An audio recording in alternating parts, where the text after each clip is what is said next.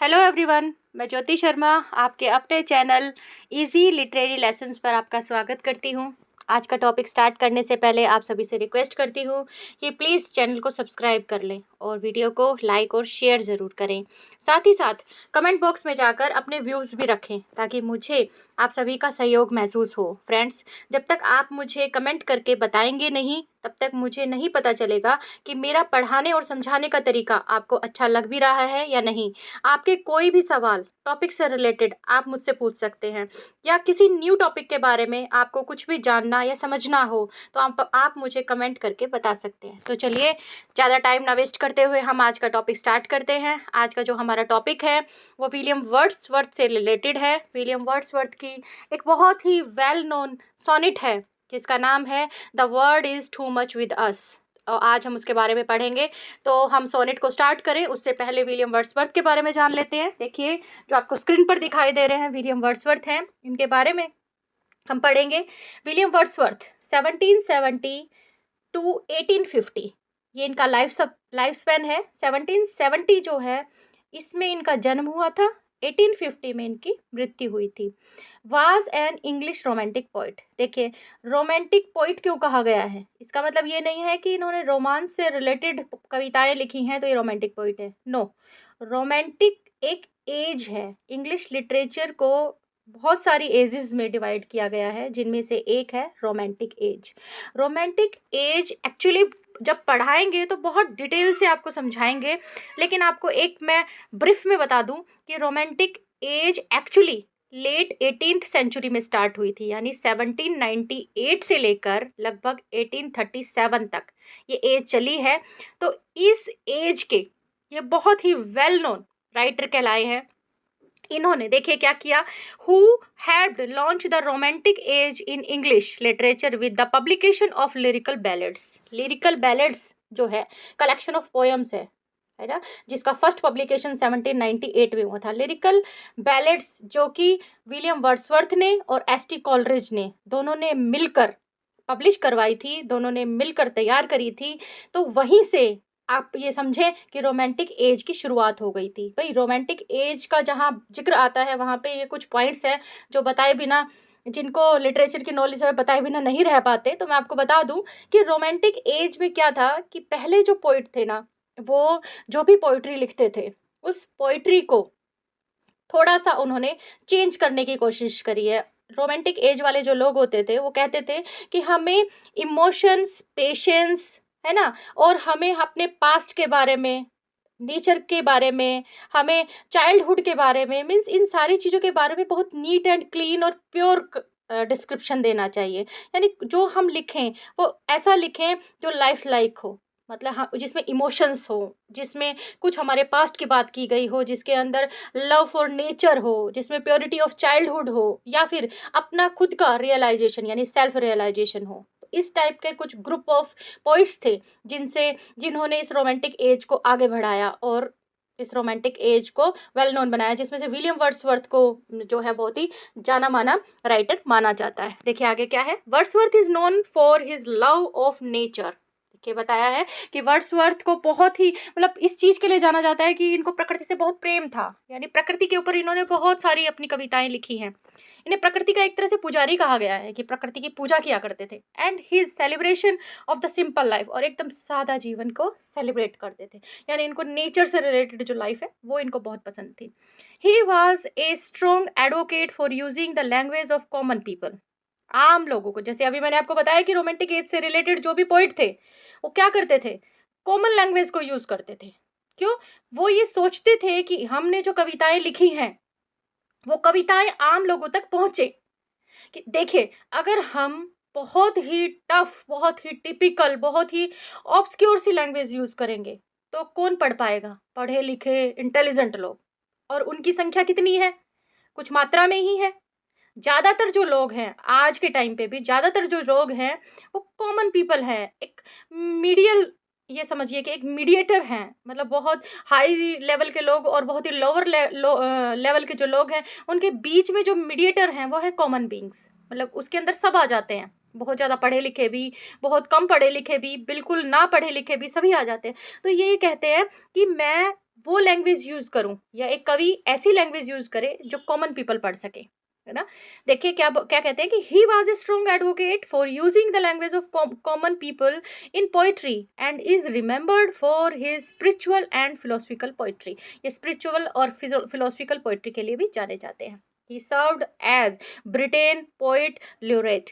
देखिए बहुत बड़ी उपाधि है ये, ब्रिटेन का या इंग्लैंड का कहो आप, कि पोइट ल्यूरेट बने थे ये 1843 में। पोइट ल्यूरेट को देखो मैं आपको बता देती हूँ कि एक ऐसा पोइट जिसे अपॉइंट किया जाता है ना सरकार के द्वारा या फिर किसी ऑर्गेनाइजेशन के द्वारा, ठीक है, जैसे पहले के जमाने में या हिंदी भाषा में कहें तो राजकवि, इन्हें उपाधि मिली थी राजकवि की, राजकवि के रूप में ये कार्य करते थे। तो ये पोइट ल्यूरेट बने थे 1843 में अंटिल हिज डेथ, और कब तक रहे, 1850 तक, जब तक इनकी मृत्यु नहीं हो गई।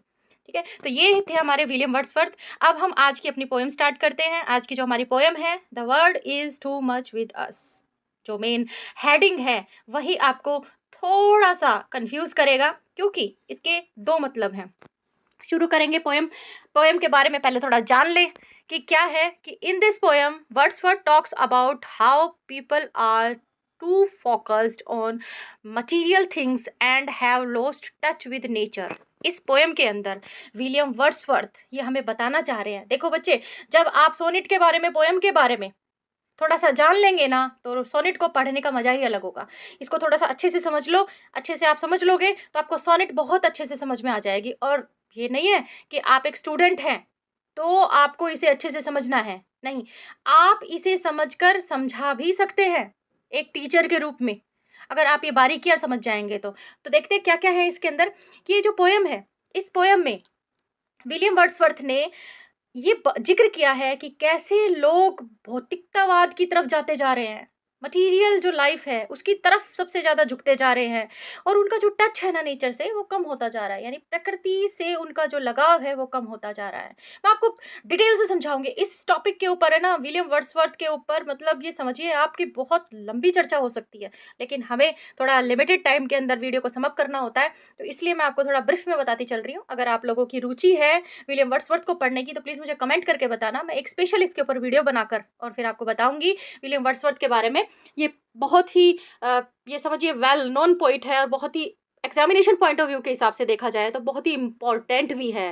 मीन्स कॉम्पिटेटिव एग्जाम्स में ले लो, तो आप चाहे किसी बोर्ड में ले लो, तो चाहे किसी यूनिवर्सिटीज में ले लो, ऐसा कोई सिलेबस नहीं है जिसमें विलियम वर्ड्सवर्थ को टच ना किया हो। विलियम वर्ड्सवर्थ जरूर कवर किए जाते हैं। देखिए क्या है कि मटेरियल थिंग्स को पे ज्यादा जोर दे रहे हैं लोग, जबकि नेचर से थोड़ा उनका टच कम होता जा रहा है। The poem is about the conflict between nature and humanity. Nature और ह्यूमैनिटी के बीच में कॉन्फ्लिक्ट दिखाया है, यहाँ पे द्वंद्व दिखाया है। And how the world is becoming more materialistic, और बताया गया है कि कैसे संसार बहुत ज्यादा भौतिकतावाद में जाता जा रहा है। अब सबसे ज्यादा जो मेन जो चीजें हैं पोएम की, जो पोएम की खूबसूरती को बढ़ाती हैं, वो क्या है। The rhyme scheme of the poem is ABBA, ABBA, CDC, DCD। यानी जो राइम स्कीम है पोएम की, जो मैंने आपको पिछले वीडियोस के अंदर भी राइम स्कीम के बारे में बताया था कि क्या होती है।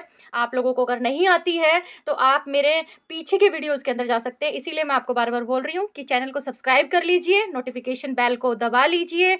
जब भी कोई वीडियो आएगा उस वीडियो को आप अगर देखेंगे तो कुछ ना कुछ बेहतर ही सीखेंगे, इस चीज़ की गारंटी है।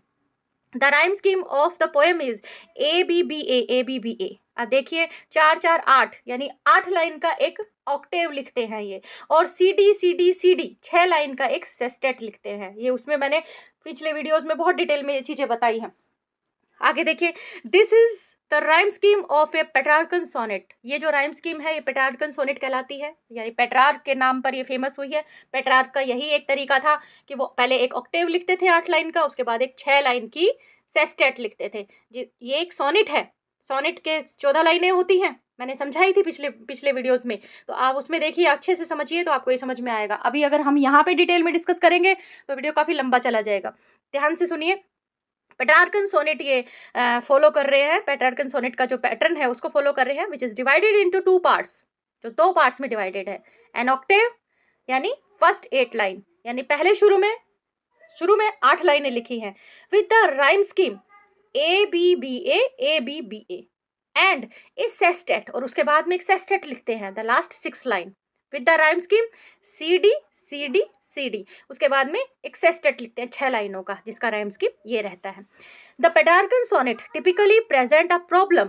पेट्रार्कन सोनेट का एक तरीका होता है कि वो 8 लाइनों के अंदर तो किसी प्रॉब्लम को या किसी क्वेश्चन को डिस्कस करते हैं। कोई भी कवि जो पेट्रार्कन सोनेट को फॉलो कर रहे होते हैं ज्यादातर, वो क्या करते हैं, शुरू की 8 लाइन में कोई ना कोई प्रॉब्लम या किसी ना किसी क्वेश्चन को डिस्कस करते हैं एंड ए रिजोल्यूशन और आंसर इन द सेस्टेट। और बाकी की जो 6 लाइनें उन्होंने प्रेजेंट करी हैं उसके अंदर उसी क्वेश्चन, उसी प्रॉब्लम का कुछ ना कुछ सॉल्यूशन बताते हैं।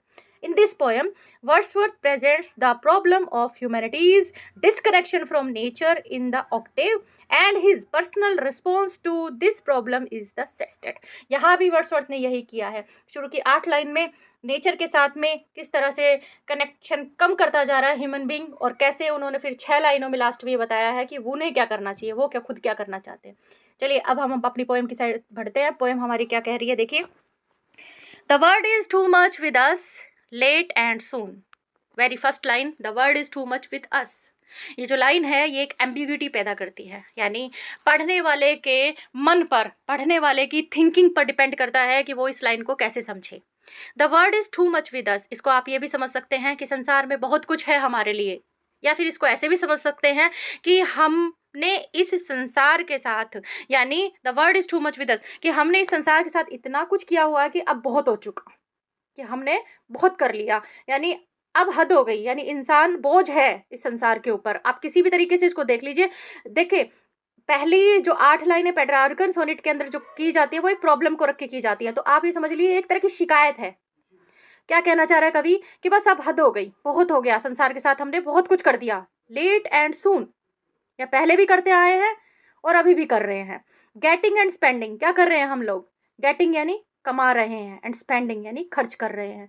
कि क्या कर रहे हैं हम लोग इस दुनिया में, इस संसार में, इस प्रकृति के साथ कर क्या रहे हैं हम लोग, बस यहाँ पर इस दुनिया में रहकर क्या कर रहे हैं, कमा रहे हैं और खर्च कर रहे हैं। वी ले वेस्ट अवर पावर्स, हमारी जो शक्तियाँ हैं, हमारा जो कैलिबर है, हमारी जो क्षमता है, उसको हम बर्बाद कर रहे हैं, हमारी शक्ति को खराब कर रहे हैं।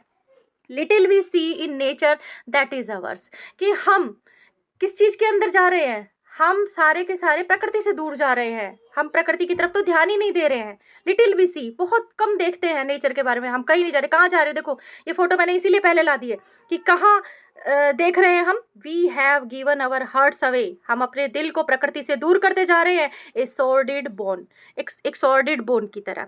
ये सॉर्डिड बोन का मतलब क्या होता है कि मेटेरियलिस्टिक प्रोग्रेस ऑफ सोसाइटी, की सोसाइटी की अब क्या हो रही है, एक मेटेरियलिस्टिक प्रोग्रेस हो रही है, यानी आधुनिकतावाद की तरफ समाज अग्रसर हो रहा है। प्रकृति को छोड़कर किधर भाग रहा है, औद्योगिकरण की तरफ भाग रहा है।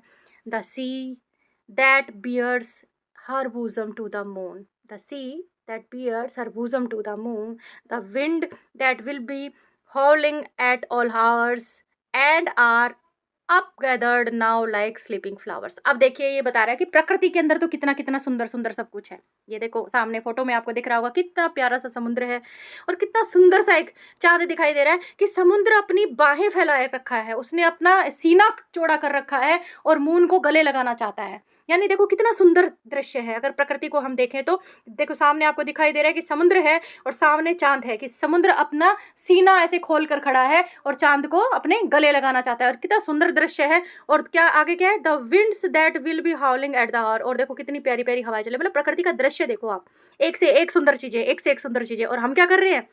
And are we gathered now, और हम लोग तो कैसे इकट्ठे हुए हैं यहाँ पे, लाइक स्लीपिंग फ्लावर्स, कि जैसे सोए हुए फूल। हम तो ऐसे हैं जैसे कोई मुरझाए हुए फूल हो। यानी हमारे आसपास प्रकृति में बहुत कुछ सुंदर है, लेकिन हम लोग क्या कर रहे हैं, हम लोग ध्यान ही नहीं दे रहे हैं।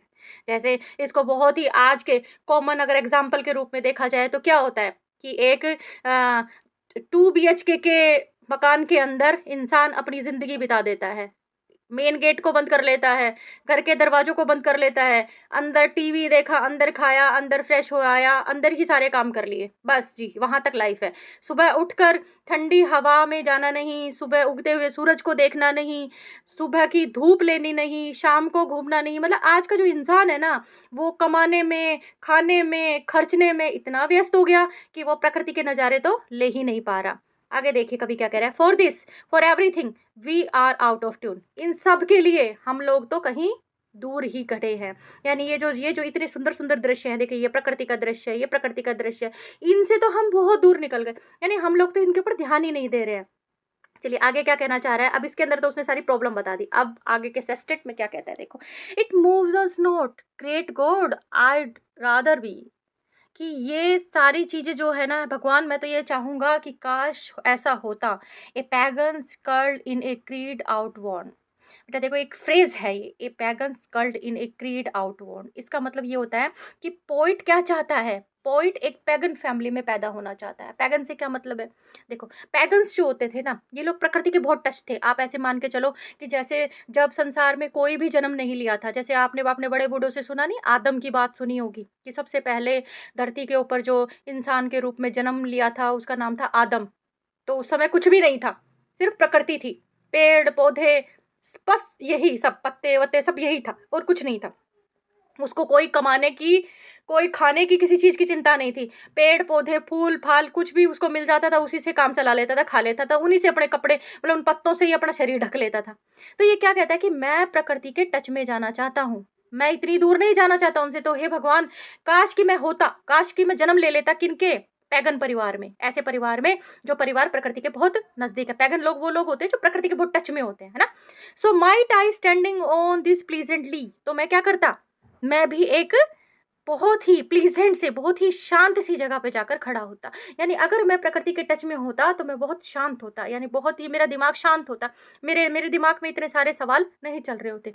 Have glimpses that would make me less forlorn, कि मुझे क्या होता कि have glimpses that would make me less forlorn, मुझे बहुत अकेला अकेला सा फील नहीं होता, है ना। Have glimpses that would make me less forlorn, ये सारे नज़ारे देखकर। कौन से, जो हमने आपको पहले दिखाए थे ना, कि इतना प्यारा सा सुंदर सा चांद है, समुद्र का पानी है, झरने हैं, नदियां हैं, पेड़ हैं, पौधे हैं, कि अगर मैं इनकी झलक लेता, हैव ग्लिम्पसेस, इनकी अगर झलक देख लेता तो मेरे को बहुत कम अकेला फील होता। फॉरलॉर्न का मतलब था अकेलापन, मुझे बहुत अकेला फील नहीं होता। Have sight of Proteus rising from the sea, मैं भी देख पाता किसी, प्रोटस को। अब ये जो प्रोटस है ना, ये ग्रीक गॉड है, सी का मतलब समुद्र का देवता है, ये ग्रीक माइथोलॉजी में बताया गया है ऐसा, कि मैं भी देख पाता प्रोटस को, रेजिंग फ्रॉम द सी, सी में से निकलते हुए, समुद्र में से निकलते हुए। और here old Triton blow his Wraith horn, यहाँ पे ट्राइटन और प्रोटस, ये जो शब्द यूज करे हैं, एक प्रोटस है एक ट्राइटन है, ये दो शब्द जो यूज करे हैं, ये कौन है, ये ग्रीक माइथोलॉजी के अंदर गॉड का नाम है। ये तो हो गया हमारा जो प्रोटस है, ये तो हो गया सी गॉड। कौन है, सी गॉड, है ना, सी गॉड, ये रहा, ये है सी गॉड, ठीक है। और जो ट्राइटन है ना, ट्राइटन ये क्या है, ये एक मरमैन है, ये ग्रीक की माइथोलॉजी के अंदर, दोनों ही ग्रीक माइथोलॉजी के, ये मरमैन है और ये क्या है, सी गॉड है, ठीक है। तो ये आपने देख ही लिया फोटो में। इसके अंदर ये क्या कह रहा है कि अगर मैं प्रकृति के टच में होता तो मैं देखता सी गॉड को समुद्र में से निकलते हुए, और here all Triton blow his Wraith horn, और मैं ट्राइटन को भी एक हॉर्न बजाते हुए सुनता। मतलब प्रकृति बिल्कुल अगर नज़दीक होता था। आप इस लाइन को इस तरीके से समझो ना, कि अगर आप पानी के नज़दीक खड़े हो, किसी नदी के, झरने के, समुद्र के, कहीं भी नज़दीक खड़े हो, तो आप एकदम शांत होकर सुनना, एक बहुत ही प्यारा सा म्यूजिक बजता रहता है। मतलब एक पानी के वो लहराने की आवाज़, पानी के वो चलने की आवाज़, पानी के हमारे तरफ आने की आवाज़, वापस लौटने की आवाज़ जो है, वो सारी साफ की साफ सुनाई देती है। तो वर्ड्सवर्थ क्या चाहते हैं, वर्ड्सवर्थ ये चाहते हैं कि हर किसी को प्रकृति के टच में रहना चाहिए। आपने वीडियो को बहुत ध्यान से, हमारी पोएम पूरी अच्छे से कंप्लीट हो गई है, इस वीडियो को बहुत ध्यान से सुना, तो इस वीडियो को ध्यान से सुनने के लिए बहुत बहुत धन्यवाद। आप वीडियो को लाइक कीजिए, शेयर कीजिए, चैनल को सब्सक्राइब कीजिए। Thank you very much.